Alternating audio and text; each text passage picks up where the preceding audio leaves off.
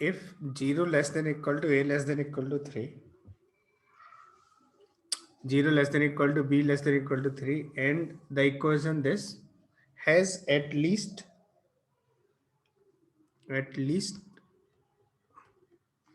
one solution,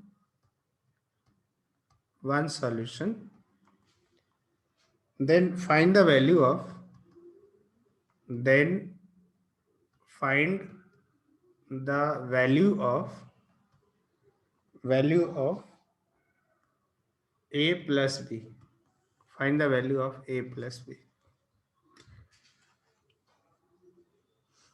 answer करो।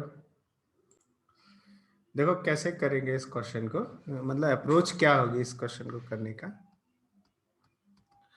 देखो इसको ऐसे लिख सकते हैं, एक्स स्क्वायर माइनस 2x, और ये जो प्लस 4 है इसको 1 plus 3 cos a x plus b is equal to 0 हो गया।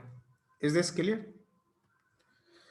और ये देखो ये क्या हो जाएगा, x माइनस 1 का होल स्क्वायर प्लस ये कितना हो जाएगा 3 टाइम्स 1 प्लस कॉस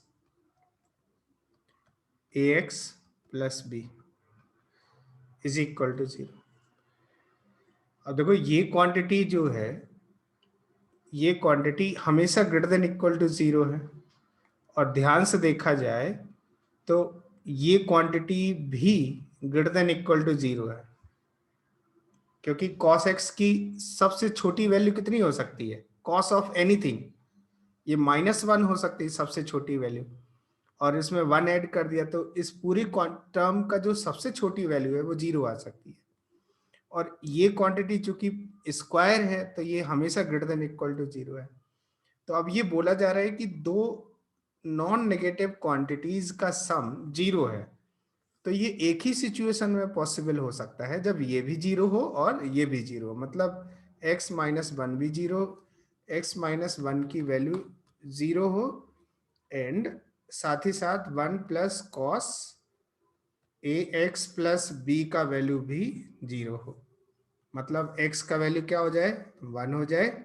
और यहाँ पे जब x का वैल्यू 1 हो गया तो इसका मतलब कि कॉस ऑफ x की जगह 1 रख दें तो a प्लस बी का वैल्यू कितना हो जाएगा -1। अच्छा, कॉस ऑफ थीटा कोई भी एंगल हो इसकी वैल्यू -1 है ना, तो a प्लस बी की वैल्यू क्या हो सकती है ये देखना है। अब यहाँ पे देखो ऑब्वियसली एक एंगल तुम्हारे माइंड में आ गया होगा, a प्लस बी का वैल्यू पाई, क्योंकि कॉस पाई का वैल्यू -1 होती है। लेकिन ये रेंज गिवन है तो इसका क्या मतलब है ये भी देखो थोड़ा ध्यान से, कि a 0 और 3 के बीच में है, b 0 और 3 के बीच में है, तो a प्लस बी का रेंज कहां से कहां तक आ जाएगा, ये भी 0 से 6 के बीच में आ जाएगा, 0 से 6 के बीच में आ जाएगा। तो 6 को हम पाई से डिवाइड करेंगे 3.1 से, तो ये 3.14 से डिवाइड करें तो 1.9 समथिंग आएगा, मतलब क्योंकि हमें क्या देखना है, देखो यूनिट सर्कल में हमें कॉस की वैल्यू -1 देखनी है। कॉस की वैल्यू मतलब एक्स एक्सिस पे देखा जाएगा, और वो कहाँ कट करेगा, देखो कॉस की वैल्यू -1 देखनी है, तो कॉस मतलब एक्स वाला कोऑर्डिनेट -1 कहाँ पे होगा, ये वाला सिचुएशन। तो a प्लस बी का वैल्यू जो है वो 0 से 6 के बीच में लाई कर सकता है। तो पाई का वैल्यू देखो, एक एंगल तो पाई हो जाएगा, एक एंगल पाई हो गया, लेकिन अब दूसरी बार जो यदि आएगा तो ये कितना आएगा, देखो इसको 3 पाई आना पड़ेगा, 3 पाई। तो 3 पाई जो है वो बहुत बड़ा नंबर, 9 पॉइंट समथिंग है, 9 पॉइंट समथिंग है 3 पाई, तब जाकर 3 पाई पे भी कॉस का वैल्यू -1 आएगा। तो इस रेंज में यदि a प्लस बी की वैल्यू 0 से 6 के बीच में, तो एक ही एंगल है जहां पे cos की वैल्यू -1 हो, वो है pi. So answer for this question is pi. क्या इतनी बात समझ है? नेक्स्ट क्वेश्चन लिखो, right down, right down question लिखो। The equation the equation cos p minus 1 times x square plus cos p x plus sin p is equal to 0. ये ऐसे है ना, cos p times sin p equal to 0 in variable x, in variable x has real root, has real root, real roots, then p can take, then p can take any value, any value in the interval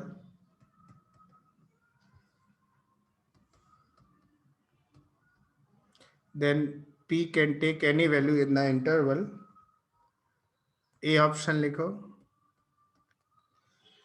0 to 2 pi, b option लिखो minus pi to 0, c option लिखो minus pi by 2 to pi by 2, and d option लिखो 0 to pi. Answer करो.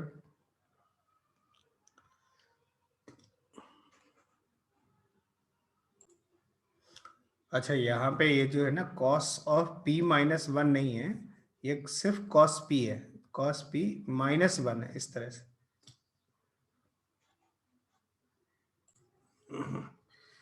देखो क्या करेंगे, ये बोला जा रहा है कि equation has in variable x has real root. अच्छा, इसका रियल रूट है तो d कैसा होगा, ग्रेटर देन इक्वल टू 0 होगा. क्वाड्रेटिक इक्वेशन है x में, इस x में रियल रूट है तो इसका discriminant greater than equal to 0 होगा. तो d greater than equal to 0 करेंगे तो b स्क्वायर मतलब cos square p, b square minus 4a, a मतलब cos p minus 1 into c sin p greater than equal to 0 हो जाएगा. Is this clear? देखो ध्यान से. और यदि इसको सिंप्लीफाई करते हैं तो ये मिलेगा cos square p and minus 4 sin p into cos p, 4 sin p into cos p plus 4 sin p greater than equal to 0. ऐसा हो गया. Is this clear? देखो ये cos के टर्म्स में, cos p के टर्म्स में जो है ना, ये क्वाड्रेटिक फिर से बन गई और ये ग्रेटर देन इक्वल टू 0 है. तो ऐसा कब मिलता है देखने को, जब d कैसा हो, लेस देन और इक्वल टू 0 हो. इसकी क्वांटिटी ये जो वैल्यू है देखो cos p में फिर से क्वाड्रेटिक है कि नहीं है, cos p के टर्म्स में फिर से क्वाड्रेटिक है. और ये बोला जा रहा है ये क्वांटिटी हमेशा greater than equal to 0 for all p. तो ऐसा कब होता है, जब a इसका a तो 1 है तो 1 पॉजिटिव है और d नेगेटिव होना चाहिए, greater less than equal to 0 होना चाहिए. तो यदि हम ये अप्लाई करते हैं तो कितना मिलेगा, देखो इसका माइनस 4 साइन p b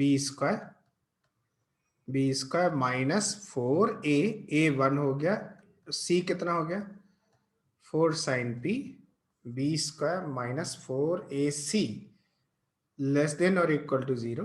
तो ये कितना हो जाएगा, ये 16 sine square p minus 16 sine p less than और इक्वल टू 0 आ जाएगा. मतलब sine p sine square p minus sine p less than और इक्वल टू 0, ऐसा आ गया. देखो ध्यान से. Is this clear? देखो यार 16 हटा सकते हैं, पॉजिटिव नंबर है, तो यहाँ पे साइन p कॉमन ले लेते हैं तो मिलेगा sine p minus 1 less than और इक्वल टू 0. अब देखो जैसे वेवी कर्व x में होता है, यहाँ पे साइन p है तो साइन p की वैल्यू 0 और ये 1 हो गया वेवी कर्व में, और यहाँ पे प्लस माइनस प्लस, तो इसकी वैल्यू कैसी है, लेस देन इक्वल टू 0। तो यहाँ पे देखो x नहीं आएगा, x की जगह क्या आएगा, साइन p आएगा। तो sine p lie between, sine p का जो वैल्यू है वो lie between 1 and greater than equal to 0, मतलब इस रेंज में लाई करेगा। और आपको पता होना चाहिए यदि साइन p का वैल्यू 0 और 1 के बीच में है, साइन p, तो यूनिट सर्कल आप बना लो इस तरह से, आपको समझ में आ जाएगा। साइन की वैल्यू 0 और 1 के बीच में आनी चाहिए, तो यूनिट सर्कल ये है ना। तो साइन के लिए y कोऑर्डिनेट जो होता है, यूनिट सर्कल है, रेडियस 1 है, तो x और y कोऑर्डिनेट कितना होता है, y ही तो साइन थीटा होता है, sine theta, let's say theta. तो ये बोला जा रहा है कि साइन p का वैल्यू 0 और 1 के बीच में है, तो y कोऑर्डिनेट की वैल्यू 0 और 1 के बीच में होना चाहिए। तो थीटा की रेंज कहां से कहां तक हो सकती है, देखो y की वैल्यू 0 और 1 के बीच में ऐसा होगा, तो ध्यान से देखो थीटा की जो रेंज आएगी वो 0 से लेके पाई तक आ जाएगी, मतलब कि p का जो रेंज आएगा वो बिलोंग करेगा 0 to pi. And this is the answer for this question. तो यहाँ पे बताओ क्या पूछा जा रहा था, p का रेंज ही पूछा जा रहा है। Then p can take any value in the interval 0 to pi, and d is the correct option, है ना। मोर और D is the answer, A नहीं हो सकता, बी नहीं हो सकता, सी नहीं हो सकता, है ना। तो D is the correct answer. Next question लिखो, right down. I hope you get this. Any doubt in this question, Anshuman, Gaurav, Avani, Revati, any doubt? नहीं सर। नेक्स्ट क्वेश्चन लिखो, right down another question. Question लिखो, for 0 less than 5 less than pi by 2, if x is equal to summation cos to the power 2n phi, n is equal to 0 to infinity, comma y is equal to summation n is equal to 0 to infinity sin to the power 2n phi, z is equal to sigma, n is moving from 0 to infinity, cos 2n phi sin 2n phi, then a option लिखो, x y z is equal to x z plus y, B option है x y z is equal to x y plus z, C option लिखो x y z is equal to x plus y plus z, and D option लिखो x y z is equal to y z plus x, y z plus x। Answer करो, चलो आगे बढ़ते हैं, समझते हैं कि कैसे सॉल्व करते हैं इसको, है ना। देखो इसमें जो x है, ये देखो कि x कहने की क्या कोशिश कर रहा है।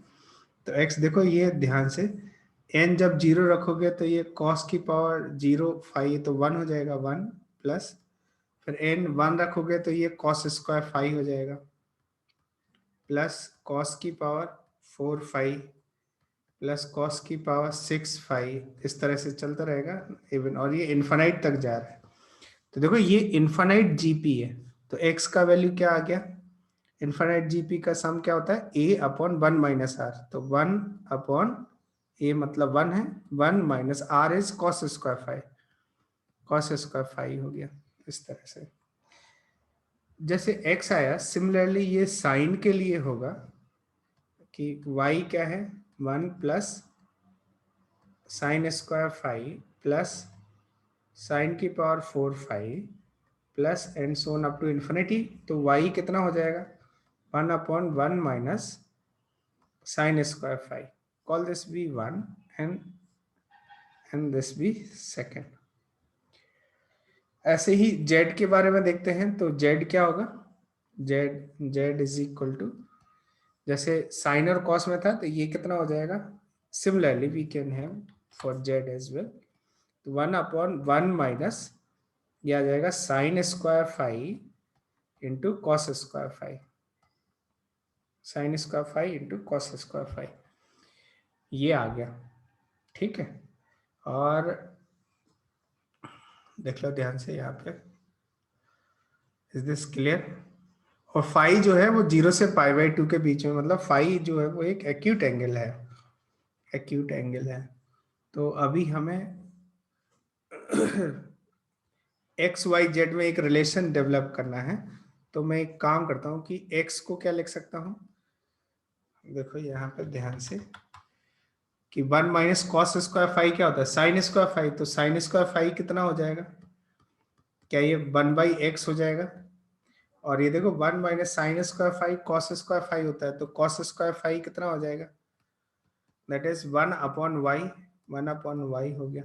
और दोनों को इसमें पुट कर देते हैं तो z इज इक्वल टू कुछ आ जाएगा, z is equal to 1/1 minus 1/xy आ गया। इन दोनों को मल्टीप्लाई कर देंगे तो ऐसा आ जाएगा। तो this is z is equal to xy minus 1, xy minus 1 ऊपर, है ना। तो अब मल्टीप्लाई करते हैं यहाँ पे। तो मल्टीप्लाई कर दे तो X Y Z minus Z is equal to X Y हो गया। तो X Y Z is equal to X Y plus Z आ गया। सो एक ऑप्शन तो मिल गया, ये X Y Z is equal to X Y plus Z, है ना। तो ये बी ऑप्शन मिल गया। अच्छा, इसमें एक और ऑप्शन है, इधर देख लेते हैं, एक्स वाई, और ये थोड़ा अलग तरह का है। तो देखते हैं क्या ऐसा तो नहीं है कि ये भी ऑप्शन हो जाए। ये तीन ए बी डी तो सिमिलर टाइप में है, तो इनमें तो यही आएगा। अब हमें ये चेक करना है कहीं x Y Z is equal to x plus y plus Z